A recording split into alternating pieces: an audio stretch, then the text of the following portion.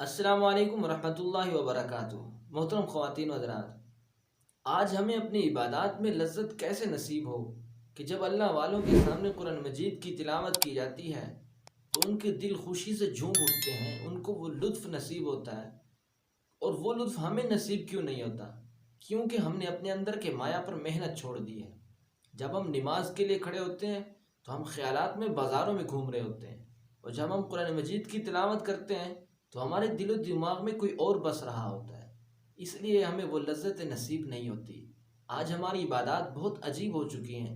بعض اوقات تو ایسے مواقع بھی آئے ہیں کہ امام صاحب کو رکعتوں میں سہو کی نوبت آئی، بعد میں مقتدیوں سے پوچھا کہ ہم نے کتنی رکعت پڑھی، بھری مسجد میں کوئی ایک بتانے والا ہوتا ہے۔ اللہ اکبر، سب غیر حاضر ہوتے ہیں۔ یہ ہماری نماز کا حال ہے، یہ ہماری عبادات کا حال ہے۔ ایک عارف نے کیا خوب کہا، فارسی کا شعر ہے جس کا ترجمہ کہتے ہیں کہ جب میں زمین پر سجدہ دیتا ہوں تو زمین سے آواز آتی ہے، اے ریا کے سجدہ کرنے والے، تو نے مجھے بھی برباد کر دیا۔ جب میں سربا سجدہ ہوا کبھی تو زمین سے آنے لگی صدا، تیرا دل تو ہے صنم آشنا، تجھے کیا ملے گا نماز میں۔ جب دل صنم خانہ بن چکا ہو، بت خانہ بن چکا ہو، تو اس میں لذتیں نہیں آئے۔ وہ سجدہ روح زمیں جس سے کانپ جاتی تھی، آج اسی کو ترستے ہیں ممبر و محراب۔ جن پیشانیوں پر سجدے مچلتے تھے، آج وہ پیشانیاں نظر نہیں آتی۔ اللہ کے ڈر سے جو دل کانپتے تھے، آج وہ دل نظر نہیں آتے۔ ہماری زندگی بہت عجیب ہو چکی ہے۔ تیری محفل بھی گئی، چاہنے والے بھی گئے، شب کی آہیں بھی گئی، صبح کے نالے بھی گئے، آئے عشق گئے وعدہ فردہ لے کر، اب ڈھونڈ انہیں چراغ رخ زیبا لے کر۔ نہ تلقین غزالی نظر آتی ہے، نہ پیچ و تاب راضی نظر آتا ہے۔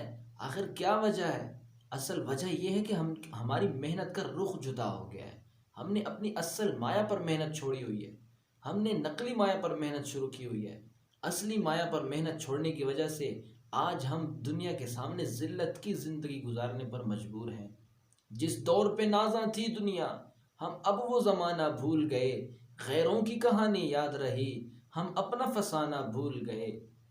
منہ دیکھ لیا ہے آئینے میں، پر داغ نہ دیکھے سینے میں، منہ دیکھ لیا ہے آئینے میں، پر داغ نہ دیکھے سینے میں، جی ایسا لگایا جینے میں، مرنے کو مسلمہ بھول گئے۔ تکبیر تو اب بھی ہوتی ہے مسجد کی فضا میں اے انور، جس ضرب سے دل دہلتے تھے وہ ضرب لگانا بھول گئے۔ کہاں گئے وہ نوجوان جو راتوں کو اٹھ اٹھ کر اللہ اللہ کی ضربیں لگایا کرتے تھے؟ ان کے سینے میں اللہ کے ڈر سے دل کانپتے تھے۔ جب معصوم ہاتھ اللہ کے سامنے اٹھتے تھے تو ایسا انقلاب برپا ہوتا تھا کہ جو آج کل ایٹم بمبوں سے بھی برپا نہیں ہوتا۔ ہم رات کے اٹھنے سے اور اس وقت اٹھ کر وہ عبادات کی چاشنی حاصل کرنے سے آج ہم بہت ناآشنا ہیں، آج ہم اس سے بہت دور ہیں۔ تہجد کا وقت تو قبولیت کا وقت ہوتا ہے، اور اس وقت ہم خراٹے لے کر سو رہے ہوتے ہیں۔ آج ہم اس سے بہت دور ہیں۔